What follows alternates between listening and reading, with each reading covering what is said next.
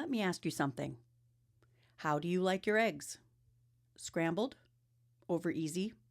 Sunny side up? Because there's a moment in the movie Runaway Bride where Julia Roberts' character realizes she doesn't actually know the answer. Not because she doesn't like eggs, but because she spent so long adjusting to the person she was with that she forgot to ask herself what she wanted. And if you've ever come out of a long relationship feeling unsure of who you are without us, this episode is for you. Hey, Steffi K, got something to say. Talk that listens, clears the way. Truth on the mic, grounded in change. You sticking with that? Oh yeah, we sticking with that. Laugh it out, talk it through, we ain't looking back. Some chats ain't easy, but we take it slow. Tough stuff, tackle now, watch us glow. You sticking with it? Yeah, we sticking with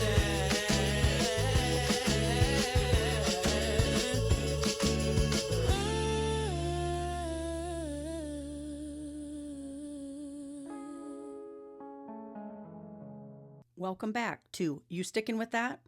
I'm Steffi K. And today we're talking about what happens after the long relationship ends. When the noise settles, the house feels quieter, and you're staring at a life you didn't expect to be navigating alone again. This episode is especially for the women, not because men don't hurt, but because many women quietly lose pieces of themselves trying to keep the peace, hold it together, and make things work. And when it ends, you're not just grieving a person, you're grieving a version of yourself. So today, we're not rushing healing, we're talking about movement. Because forward doesn't always feel brave, sometimes it just feels necessary. In Runaway Bride, Maggie keeps running from weddings, not because she doesn't want love, but because she doesn't know who she is outside of the man she's with. She orders her eggs the way they like them. She shapes her opinions around their preferences. She molds herself into something agreeable, adaptable, easy. And somewhere along the way, she disappears. If you're nodding right now, let me say this gently. Drifting from who you were doesn't mean you were weak. It means you loved deeply. But now comes the part where you get to re-meet yourself. Let's be honest. After a breakup, especially a long one, day one isn't about reinvention. It's about survival. Day one is simple. Get out of bed. That might not sound spiritual or profound, but movement matters. You don't need clarity. You don't need a plan. You don't even need confidence. You just need to move. Because staying still too long lets doubt get loud. And forward doesn't mean big, it means next. Here's something no one tells you. You don't have to understand where you're going to start moving. Sometimes forward looks like making the bed, taking a shower, opening the mail you've been avoiding, answering one email, paying one bill.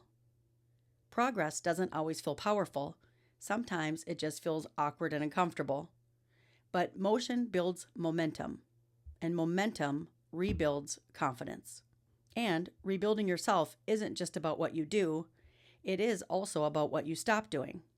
You stop over-explaining your feelings. You stop replaying the story in your head, hoping it will end differently. You stop using attention, flirting, or dating as a band-aid for pain. You stop shrinking your needs just to feel chosen again. Rebuilding means protecting your emotional space. Not because you're closed off, but because you're finally learning what deserves access. Now, let's talk about the part no one puts on Instagram. Money, bills, work. After a long relationship, there's often a financial relearning curve. Paying everything alone again. Budgeting differently. Possibly getting a job or new job, re-entering the workforce, possibly updating your resume, asking for help, even when you hate doing that. And here's the truth. Needing help does not mean you failed. It means you're building. One bill at a time, one paycheck at a time, one decision at a time. You are not behind, you are repositioning. And let me say this clearly, being strong does not mean doing this alone. Rebuilding doesn't require an audience, but it does require honesty with at least one safe person. One friend you don't have to perform for. One conversation where you don't rush to sound okay. One place where you can say, I'm figuring it out, and that's enough for today. Strong doesn't mean silent. It means knowing who's safe to tell the truth to. And this is all easier said than done. I know when you are in a situation and you're swimming in your crap fest, it's hard to reach out to people. And sometimes in the situation, if you've been with somebody for a long period of time, you have couple friends, right? And even if you don't make them choose, I think in a lot of cases, your friends, it could be your best friends, feel like they have to choose. And that changes the dynamics of the friendship too, moving forward. And sometimes people that you think would be there, they just aren't there. And you need to rebuild and regroup. I believe other people show up. Sometimes it's in a way that we don't realize. Maybe it's, it could be the stranger that maybe you just need someone to confide in. And so you're, spilling your guts to, say, the normal, bartender or the barista or your hairstylist, I guess. But obviously, if you have that one friend or you have a group that you can trust that you've had for many years, that is the way to go. But real honestly, when you're really deep in it, you just really kind of need to take time to reflect, get stronger again. And it's necessary. Not fun at all, but absolutely necessary.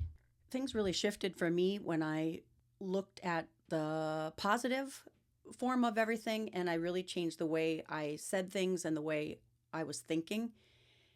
And I really noticed throughout my everyday situation, no matter how perceivably, gloom and doom it could have looked, I made sure it had some sort of rainbow, some sort of light, some sort of brightness. I think people don't tell you, like, when, you have a flat tire and you're on your way to an appointment and you're thinking, I don't even know who to call. And then you can think, well, guess what? I get to meet the tire guy and he might be cool. And I can maybe make a friend. Or, I had a scary bug that was in the kitchen the other day. And I'm thinking, okay, it's 8 a.m. I've got stuff to do. And so I flipped a Yeti over on the tile floor and I did little circular motions, and I opened the door and I found a way to fling the bug because I didn't want to kill it. I could have just smushed it, which is still gross, but these are things that if you had another person there, you could have them take care of it. You got to take care of it yourself, right? You got to do it. Or when you have 10 bags, to carry up 3 flights of stairs, and you normally are used to having another person, and you could be, this isn't fun. Or you could be like, oh my gosh, I get to have so much extra exercise today. This is going to be incredible. So if you're looking around going, you know what, I don't have anyone who's here for me right now, you are there for you. You say, I'm here for me. God is here for me, and I will get through this. A few little quick comments to add that have helped me motivationally, I guess. I do tape notes like on the fridge and on my mirrors, little Post-its kind of all over to just help remind me how strong I am all the time in case I forget for 5 seconds. It just brings me back into that space that I need to be at when I need it the most. And I really find that helpful. There's different kinds of paper or Post-its that you could buy. So I encourage you to look into something that suits you. But you think starting over isn't easy, but you can look at it and say, you know what? I get to start over. What a gift. This is not the end. This is the beginning that I didn't plan. I didn't lose time. I gained clarity. The right things meet me where I am. If it's meant for me, it won't require me to disappear. I don't need to prove I'm okay. I'm healing. I'm allowed to want what's good for me. And probably my favorite is I'm allowed to be happy. Sometimes we just need to say things out loud. I also every day try to say my name and say it 3 times as far as only amazing things happen to me. So be like, I am Steffi K and only amazing things happen to me. And repeat that, and it really helps in so many ways. For those of you who were here last week for episode 6, I drew those stick figures. 2 people holding hands, then one person hurting, then somehow both hurting. And that happens so often in marriage. We don't start broken, but we slowly end up there. What I didn't say then, and what matters now, is this. Before you can have the relationship you deserve, you have to be whole on your own first. Not perfect, not healed in every area, just whole.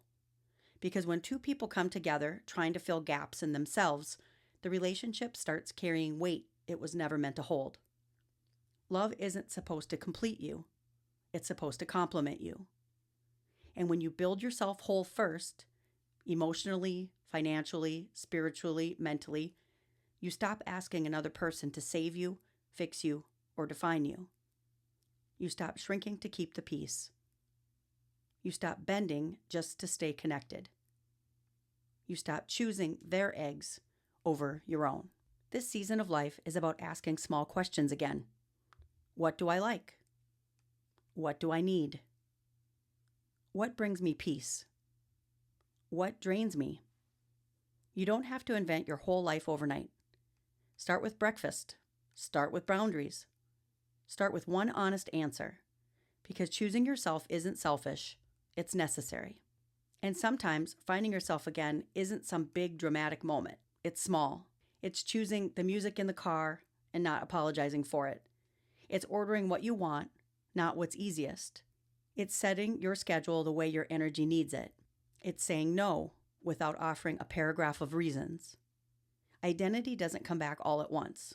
It comes back through small, self-led choices made consistently. There's a scene from a Steve Martin movie that's always stayed with me. In the movie Parenthood, his character Gil's life is a complete mess. And the grandma comes in and tells the story about a roller coaster. And she says, when I was 19, Grandpa took me on a roller coaster. Up, down, up, down. She talks about how the same ride can make you frightened, sick, excited, and thrilled all at once. And then she says, some people don't like that. They choose the merry-go-round. It just goes around. Nothing really happens. But she says, I like the roller coaster. You get more out of it. And that hit me differently after a long relationship ended. Because when you're freshly single, the merry-go-round starts to look really appealing. Safe, predictable, no surprises. But the truth is, it doesn't move you anywhere. And here's the thing. When you finally take the time to figure out your eggs, what you like, what you want, who you are, love isn't about finding someone to choose for you again. It's about deciding whether you're strong enough to get back on the ride as yourself. Not reckless, not rushed, just willing. Because love isn't dangerous because it's intense. It's dangerous when we ride it without knowing who we are. And once you do, the roller coaster doesn't steal you, it meets you. So, if you're listening and wondering, okay, but what does rebuilding actually look like? It looks like this. You get out of bed, you move forward without having all the answers. You handle money honestly, even when it's uncomfortable. You protect your emotional space. You let safe people support you. And you start choosing yourself in small, real ways again. That's not selfish. That's how you come back to life. Let me put it this way. Imagine you're holding a key. It's solid, well made, exactly what it's supposed to be. You walk up to a door and try it. It doesn't turn. So you jiggle it. You push harder, wiggle it, blame yourself for holding it wrong. Maybe you start filing down the edges a little, softening parts of yourself to make it fit. And for a second, it almost works. But the door was never cut for that key. And here's the truth we miss. A key can be perfectly made, and still not open the door in front of it. That doesn't make the key wrong. It means it belongs somewhere else. The mistake isn't being the wrong key. The mistake is sending yourself down, trying to open a door that was never meant for you. And if you believe that God designs with intention, then maybe the door didn't reject you. Maybe God was protecting you from forcing what He never aligned. So don't beat yourself up. Heal, grow, and learn. Not so you become someone unrecognizable, but so you stop forcing access where alignment doesn't exist. The right door doesn't require you to shrink, reshape, or dull your edges. It opens. Perhaps the real work is rebuilding yourself, loving yourself so deeply that you stop chasing connection and start attracting it. When you're whole on your own, you don't look for someone to complete you. You look for someone who complements the life you've already built. In upcoming episodes, we'll talk about how to not overreact in life, which is so easy to do, what to do when your adult children don't need you anymore, dating again from both women's and men's perspectives. On Super Bowl Sunday, I have it set up right now. 3 of my girlfriends are going to come over, and we're going to have a talk. I'm going to interview them, and we're going to talk about dating, relationships, red flags, some comical experiences, and all the stuff we usually say for group texts. It's honest, it's unfiltered, and it's probably going to sound a lot like your own conversations. So stay with me. New episodes of You Stickin' With That drop every Wednesday at 6:30 p.m. Eastern. Make sure you're subscribed so you don't miss what's coming. If this episode gave words to something you've been feeling, share it with a woman who's finding her footing again. And remember, forward doesn't always feel confident. Sometimes it just feels quiet and steady. But it still counts. Until next time, love people hard. Just don't disappear doing it.